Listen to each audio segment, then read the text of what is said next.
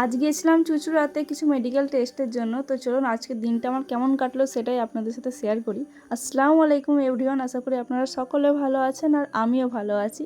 তো নিয়ে চলে এসেছি নতুন দিনে নতুন একটা গল্প।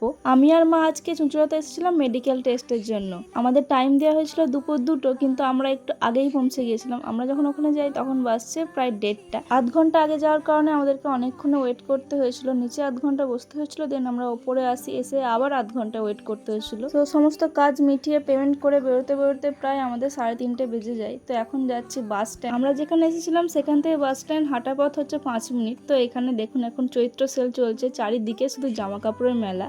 আর আজকে ওয়েদারটা কিন্তু মেঘলা মেঘলা করেছিল। চুঁচুড়া সাইডে তো বেশ ভালো রকমই বৃষ্টি হয়েছে, কিন্তু বোনকে জিজ্ঞাসা করে দেখলাম আমাদের এদিকে এক ফোঁটাও বৃষ্টি হয়নি। চুঁচুড়া পেরিয়ে যত বাড়ির দিকে আসলাম ততই ফিল করতে পারছিলাম হ্যাঁ সত্যি আমাদের এদিকে একদমই বৃষ্টি হয়নি। তো আমরা এখন চলে এসেছি স্টেশনে। আর এই রোড দিয়ে যে যাতায়াত করেন তিনি তো জানবেনই যে এখানে বাস দাঁড়ায়। তখন মা নেমে এমনি কিছু খাওয়ার জন্য কিনে এনেছিল।